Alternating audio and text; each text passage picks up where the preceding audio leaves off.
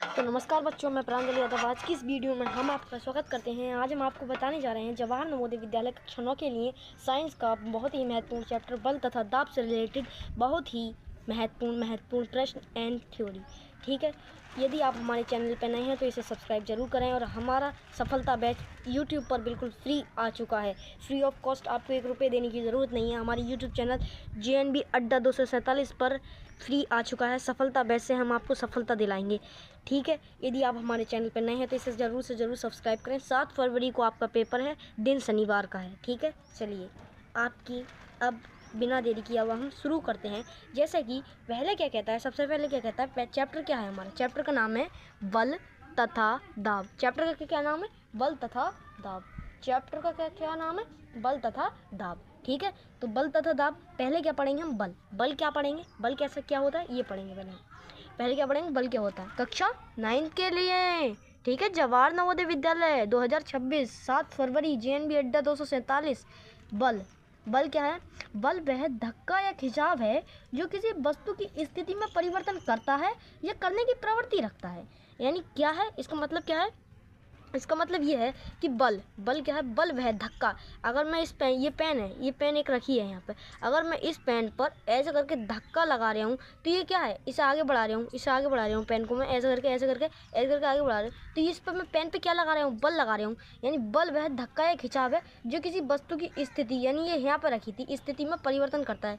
यानी ये पेन यहाँ पर रखी थी, मैंने ऐसे करके आगे बढ़ा के खा कर दी, यहाँ ला दी, यहाँ पे थी, यहाँ ला दी, तो क्या है? बल वह धक्का या खिंचाव जो किसी वस्तु की स्थिति में परिवर्तन करता है।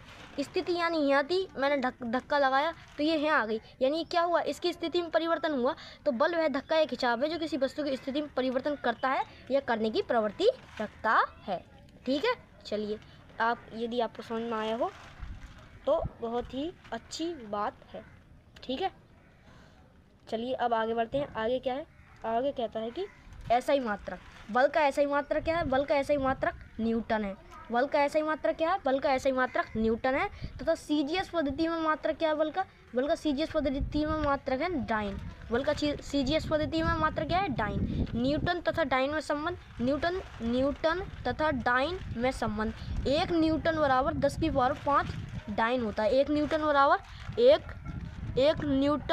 बराबर 10 की पावर 5 डाइन। ठीक है, 10 की पावर 5 डाइन होता है। 1 न्यूटन बराबर 10 की पावर 5 डाइन होता है।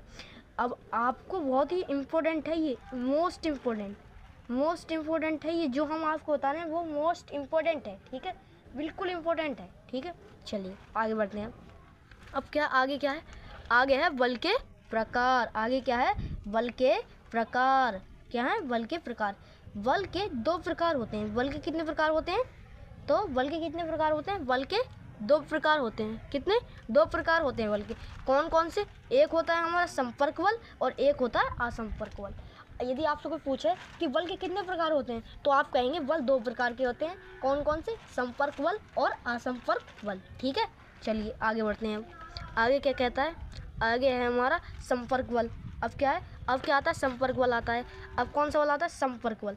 2 वस्तुओं के माध्य परस्पर समान तथा विपरीत दिशा में लगने वाला बल संपर्क बल कहलाता है। यानी संपर्क बल में ऐसे समझाऊंगा आपको। देखो, 2 वस्तु, एक ये हो गई और एक ये हो गई। 2 वस्तु हो गई है, ये 2 वस्तु हो गई, 2 वस्तु, ये 2 वस्तु हो गई। ठीक है, 2 वस्तुओं के मध्य यानी इनके बीच में परस्पर समान, यानी समान ऐसे ऐसे दोनों आगे बढ़ रही हैं, या फिर विपरीत दिशा यानी एक इधर को जा रही है और एक इधर को जा रही है, इनके विपरीत दिशा तो समान दिशा में लगने वाला बल संपर्क बल कहलाता है। यदि ये संपर्क में आई है ऐसे करके इस पेन ने इस पेन को धक्का दिया तो ये क्या आई? किस में आई? संपर्क में आई है। किस में आई? संपर्क में आकर तो धक्का दे रही है, ये संपर्क में आकर धक्का दे रही है, यानी ये संपर्क बल हो गए। ठीक है, संपर्क में आकर धक्का दे रही है तो यानी ये संपर्क बल हो गए। ठीक है, चलिए अब आगे बढ़ते हैं। अब आगे क्या आता है? अब आगे आता है हमारा असंपर्क बल, वो संपर्क बल। संपर्क बल के 2 प्रकार होते हैं। संपर्क बल के भी अब 2 प्रकार होंगे। किसके? संपर्क बल के। अब तो कोई पूछे संपर्क बल कितने प्रकार का होता है? संपर्क बल 2। संपर्क बल कितने प्रकार का होता है? संपर्क बल 2 प्रकार का होता है। कौन कौन सा? पेशीय बल और घर्षण बल। कौन कौन सा? पेशीय बल और घर्षण बल। पेशीय बल को इंग्लिश में कहते हैं मस्कुलर फोर्स और घर्षण बल कहते हैं फ्रैक्शनल फोर्स। ठीक है, चलिए अब आगे बढ़ते हैं।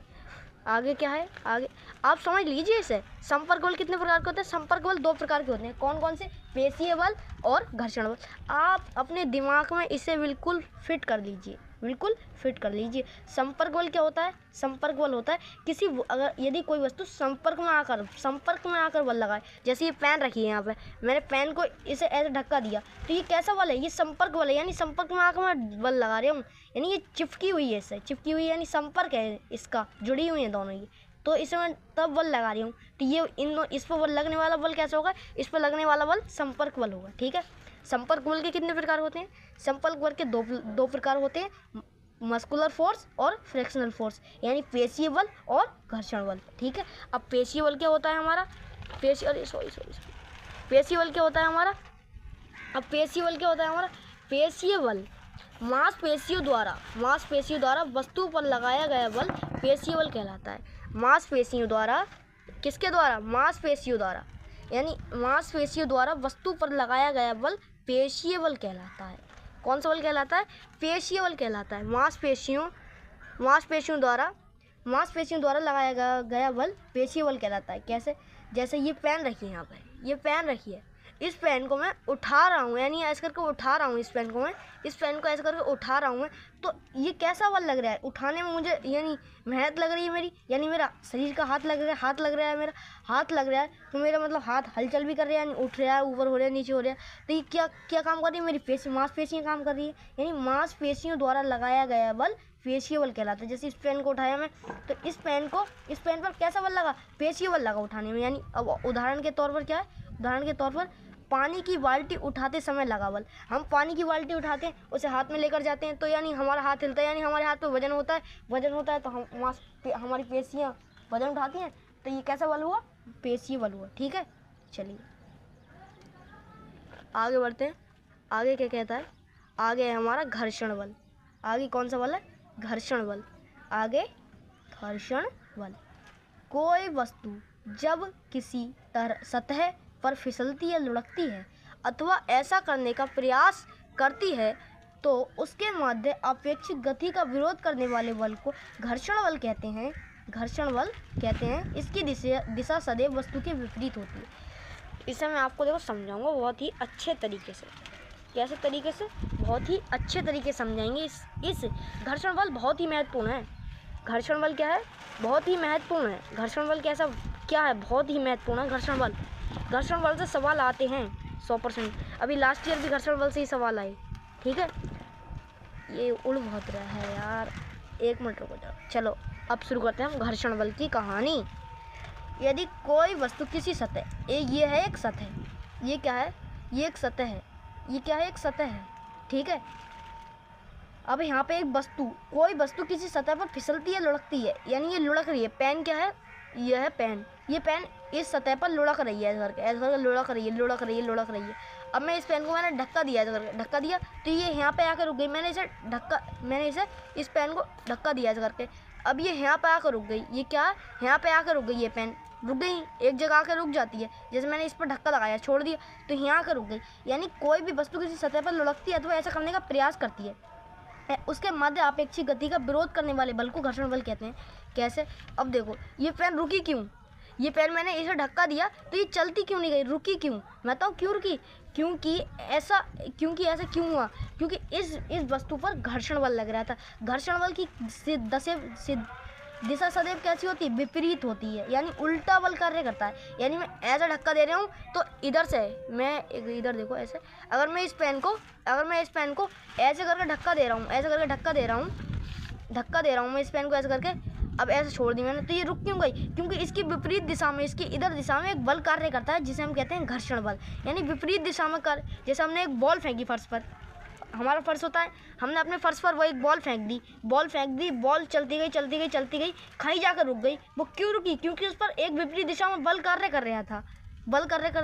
उस बल को क्या कहते हैं? घर्षण बल कहते हैं। ठीक है, चलिए। और घर्षण बल की सदैव दिशा कैसी होती है? विपरीत होती है।